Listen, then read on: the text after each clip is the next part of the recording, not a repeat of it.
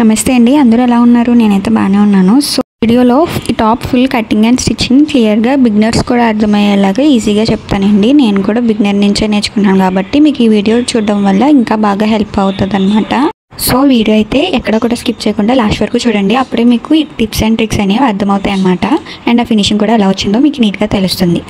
First అయితే మీ యొక్క size బట్టి ఫ్యాబ్రిక్ అయితే తీసుకోవాలండి. ఇప్పుడు small excess small medium size వాళ్ళకి నార్మల్గా ఇప్పుడు నేను తీసుకున్న 1 మీటర్ ఫ్యాబ్రిక్ అయితే సరిపోద్ది. దానికి మించి ఎవరైనా కొంచెం డబుల్ ఎక్సెల్ అలా ఉంటే మాత్రం ఒక 1.5 మీటర్ అలా తీసుకోవాల్సి ఉంటుంది.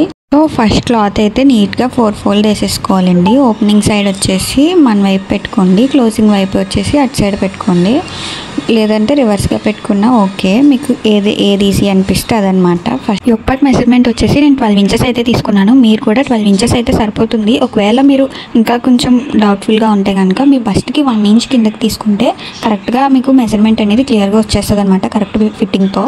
సో నెక్స్ట్ ఫుల్ లెంత్ తీసుకోవాలి. ఫుల్ లెంత్ వచ్చేసి నేను 25 సెంటీమీటర్స్ తీసుకున్నాను. మీరు మీ వీలు బట్టి తీసుకోండి ఎంత లెంత్ కావాలని.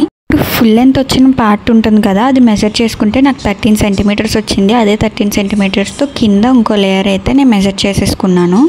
సో ఆ 2 లేయర్స్ అనేవి మనకి ఫ్రంట్ బ్యాక్ వచ్చేస్తాయి. ఇప్పుడు ఫ్రంట్ మెజర్మెంట్స్ వచ్చేసి ఎలా తీసుకోవాలో చూడండి.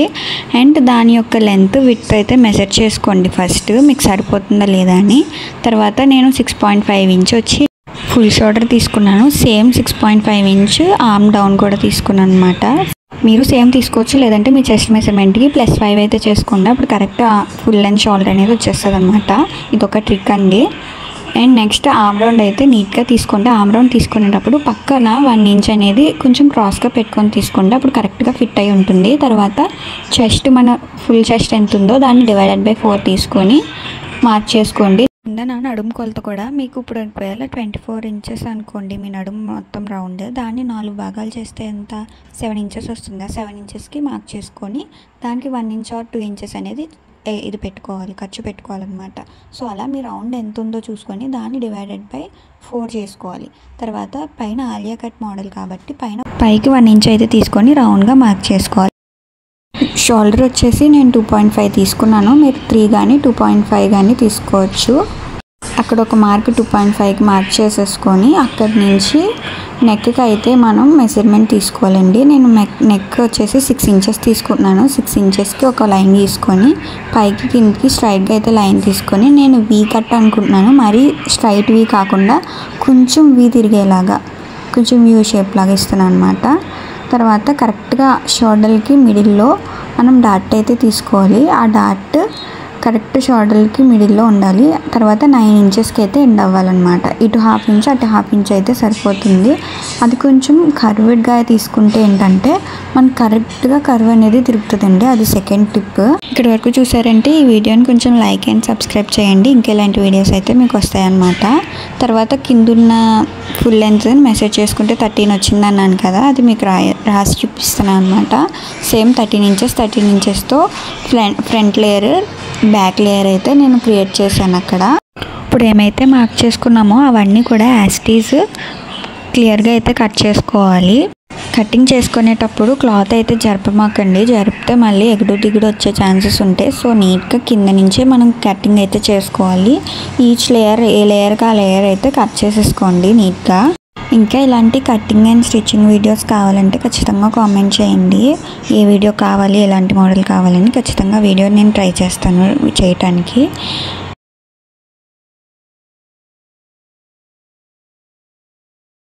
ఇప్పుడు ఏదైతే షోల్డర్ ఉందో షోల్డర్ దగ్గర 1/2 ఇంచ్ అయితే మనకి నెక్ నుంచి షోల్డర్కి డౌన్ అయితే తీసుకోండి. అప్పుడు మనకి కింద 1/2 ఇంచ్ తీసుకున్నాం కదా సైడ్కి, పైన 1/2 ఇంచ్ ఇలా క్రాస్గా తీసుకోవడం వల్ల కరెక్ట్గా బ్యానేజ్ అవుతుంది, మన ఒంటికి కరెక్ట్గా ఫిట్ అవుతుందండి. ఇది టిప్ నెంబర్ 3 అనమాట.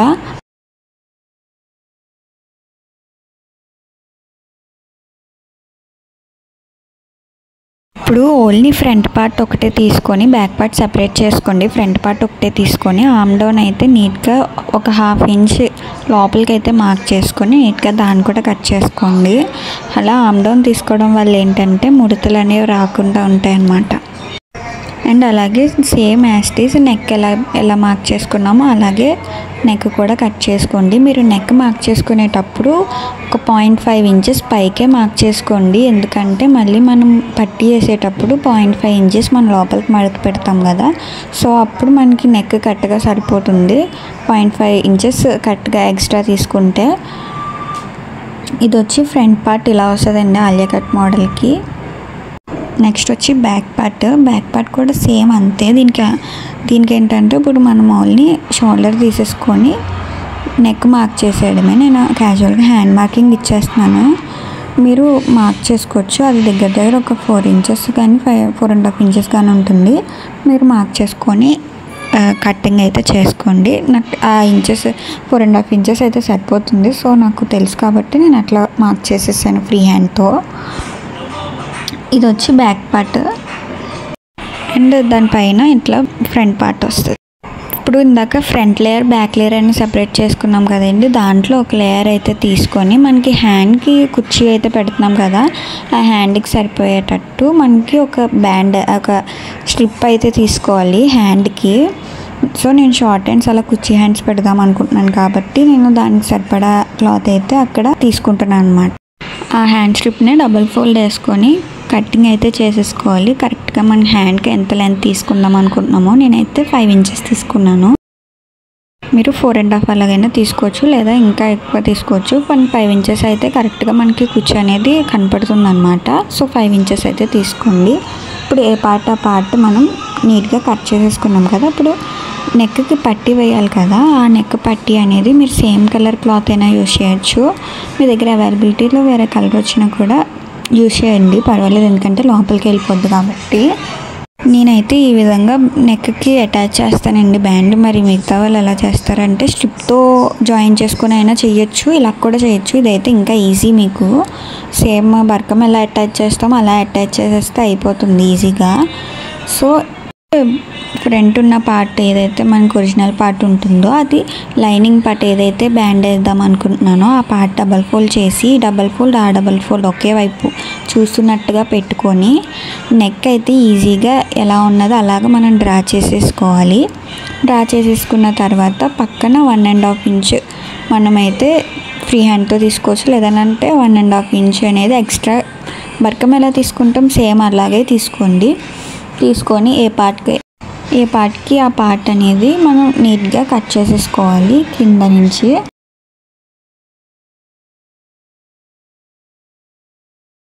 సో ఇక్కడితో ఈ టాపిక్ సంబంధించిన కట్టింగ్ పార్ట్ అయితే అయిపోయింది. ఫుల్గా మనం ఏమేమి కట్ చేసుకున్నామో అన్నీ ఒక దిక్కున అయితే పెట్టుకొని స్టిచ్చింగ్ వైపుకి అయితే వెళ్ళిపోదాం. ఇప్పుడు ఫ్రంట్ నెక్ పార్ట్ అనేది మనం ఆల్రెడీ కట్ చేసుకున్న బ్యాండ్ ఉంది కదా, బ్యాండ్ని యూజ్ చేసుకొని ఇప్పుడు నేను అట్లా చూపిస్తున్నానో అట్లా బక్రం ఎలా అటాచ్ చేస్తామో అలాగే అటాచ్ చేసేసుకోవాలి. సేమ్ ఎక్కడ కూడా నెక్ అనేది సాగదీయకండి, సాగదీస్తే మళ్ళీ ముడతలు అయితే పడతాయి. సో నీట్గా ఏమి సాగదీయకుండా ప్లెయిన్గా లెగ్గిన్ పైకి ఎత్తుతా, అక్కడక్కడ మనకి కర్వింగ్స్ ఉన్న చోట ఎత్తుతా నీట్గా స్టిచ్ చేసుకుంటే ఫినిషింగ్ అనేది చాలా నీట్గా వస్తుంది. అండ్ అక్కడక్కడ ఇలా కట్టింగ్స్ అయితే ఇచ్చుకోండి, అప్పుడు మనకి సైడ్కి వెనక్కి తిరిగేటప్పుడు ఒక్క ముడత కూడా రాదనమాట, ఈజీగా తిరుగుతుంది. ఇప్పుడు నేను చూపిస్తున్నట్టుగా ఇట్లాగా పైన టాప్ స్టిచ్ అయితే వేయండి. అది కూడా మనకి కరెక్ట్గా లైనింగ్కి ఒరిజినల్ క్లాత్కి మిడిల్లో అయితే రావాలన్నమాట. అలా వస్తే చాలా బాగా వస్తుంది నెక్ అనేది ఫినిషింగ్. తర్వాత ఇప్పుడు వెనక్కి తిప్పి ఆ పార్ట్ని డబల్ ఫోల్డ్ అయితే చేసుకొని యాస్టీస్ ఒరిజినల్ క్లాత్ మీద పెట్టుకొని సైడ్కి ఒక బాగా సైడ్న ఒక స్టిచ్ అయితే వేసుకోండి నీట్గా. వెనకాల అది సర్దుకోండి ముడత రాకుండా. సో అట్లా టాప్ స్టిచ్ అయితే వెనకాల కూడా స్టిచ్ అయితే చేసేసుకోండి. తర్వాత కింద మనం యోక్ పార్ట్కి ఈ కుర్చీలో యాడ్ చేసే దిక్కున పైపింగ్ అయితే వేసాం కదండి, నేనైతే ఈ విధంగా వేస్తాను. థ్రెడ్ పైపింగ్ అయితే కాదు, అది నార్మల్ పైపింగే. ఫస్ట్ వైట్ క్లాత్ అనేది డబల్ ఫోల్డ్ చేసుకొని అట్లా స్టిచ్ అయితే వేసేసాను. తర్వాత మనం ఎక్కడైతే పైపింగ్ వేద్దామని అనుకుంటున్నామో అక్కడ పెట్టుకొని మనకి కరెక్ట్గా పాదం ఇంచు స్టిచ్ అయితే వేసుకోవాలి. ఆలియా కట్ కాబట్టి చిన్న వీ కట్ వస్తుంది కదా, అక్కడ ఇలా ఒక కుర్చీ అయితే పెట్టుకోండి. అప్పుడు మనకి పైపింగ్ చేసేటప్పుడు ఈజీగా తిరిగిపోద్ది అనమాట. ఇదైతే చాలా బిగినర్ ఫ్రెండ్లీ, నీట్ ఫినిషింగ్ అయితే వస్తుంది ఇట్లా పైపింగ్ చేసి చూస్తే. ఒకసారి ఖచ్చితంగా ఫాలో అవ్వండి. అండ్ నీట్గా దీనికి కూడా కట్స్ అయితే పెట్టేసుకోండి. కట్స్ పెట్టేసుకొని ఏదైతే ఒరిజినల్ క్లాత్ ఉందో దాని మీదకి ఇట్లా సైడ్కి ఒక చిన్న గోరుతో అదిమితే చిన్నగా పైపింగ్ అయితే వస్తుందండి. గోరుతో అయితే మనం అడ్జస్ట్ చేసుకోవాలి. అడ్జస్ట్ చేసుకొని కరెక్ట్గా మనకి ఒరిజినల్ క్లాత్కి పైపింగ్కి మిడిల్లో అయితే స్టిచ్చింగ్ అయితే పడాలి. అప్పుడు చాలా నీట్ ఫినిషింగ్ వస్తుంది అనమాట. మీరు గమనించినట్లయితే అక్కడ నేను డబల్ ఫోల్డ్ వేయలేదు, ఎందుకంటే ఇప్పుడు ఆ డబల్ ఫోల్డ్ వేయకుండా ఏదైతే ఎక్స్ట్రా మిగిలిందో దాని మీదే ఇప్పుడు ప్లీట్స్ అయితే అరేంజ్ చేస్తున్నాం అనమాట. అట్లా అరేంజ్ చేసుకోండి. ఒకసారి అరేంజ్ చేసుకొని నీట్గా ప్లీట్స్ అనేవి ఎక్స్ట్రా ఏదైతే ఒరిజినల్ కాకుండా ఎక్స్ట్రా ఉన్న వైట్ క్లాత్ మీదే ప్లీట్స్ అన్నీ సర్దుకొని నీట్గా దాని మీద స్టిచ్చింగ్ అయితే చేసేయండి. నీట్గా స్టిచ్చింగ్ అయితే చేసుకున్నాక ఫ్రంట్కి ఓపెన్ చేసుకుంటే ఇట్లాగైతే వస్తుంది. ఇక్కడితో అయిపోయినట్టు కాదు, దాని మీద టాప్ స్టిచ్ కూడా వేయాలి, అప్పుడు ఇంకా నీట్గా వస్తుంది. ఏదైతే వైట్ ఎక్స్ట్రా క్లాత్ ఉందో అది పైకి పెట్టుకోవాలి, బాడీ పార్ట్ మీదకి పెట్టుకొని నీట్గా దాని మీద టాప్ స్టిచ్ అయితే వేసేసుకోవాలి.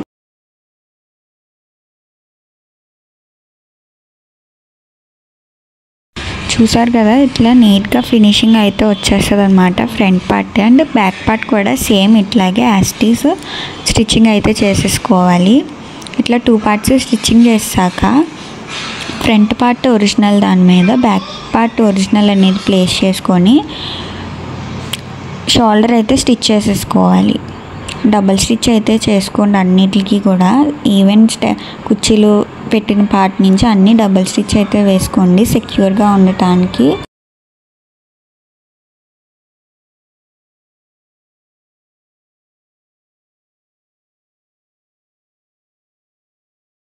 ఆల్రెడీ హ్యాండ్ పార్ట్ అనేది కట్ చేసుకొని పెట్టుకున్నాం కదా, దాన్ని మిడిల్కి అయితే సెపరేట్ చేసేసుకోండి. ఇట్లాగా కట్ చేసుకొని ఆ తర్వాత దీనికి ఎడ్జెస్ అయితే ఫోల్డ్ చేసి డబల్ ఫోల్డ్ చేసేసి నీట్గా ఎడ్జెస్ అయితే స్టిచ్చింగ్ చేసేసుకోండి.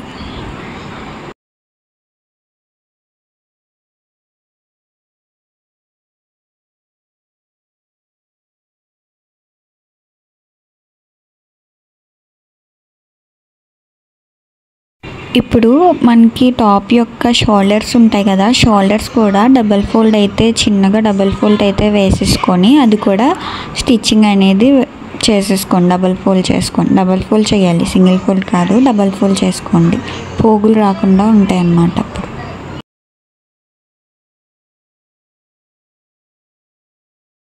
ఏదైతే మనం తీసుకున్న హ్యాండ్ పార్ట్ ఉంటుందో దానికి మిడిల్కి మడత పెట్టి అక్కడైతే ఒక మార్క్ పెట్టుకోండి. ఆ మిడిల్కి మనం తీసుకున్న టాప్ యొక్క మిడిల్ అనేది కరెక్ట్గా పొజిషన్లో పెట్టుకొని అక్కడి నుంచి మనం కుర్చీలు అయితే పెట్టుకోవాలి. కరెక్ట్గా కుర్చీలు పెట్టుకోండి. 1.5 ఇంచెస్ చొప్పున కుర్చీలు అయితే పెట్టుకోండి. కరెక్ట్గా మన హ్యాండ్కి ఎక్కడి వరకు సరిపోతుందో అక్కడికి మనం కుర్చీలు అయితే పెట్టుకుంటూ వెళ్ళాలన్నమాట.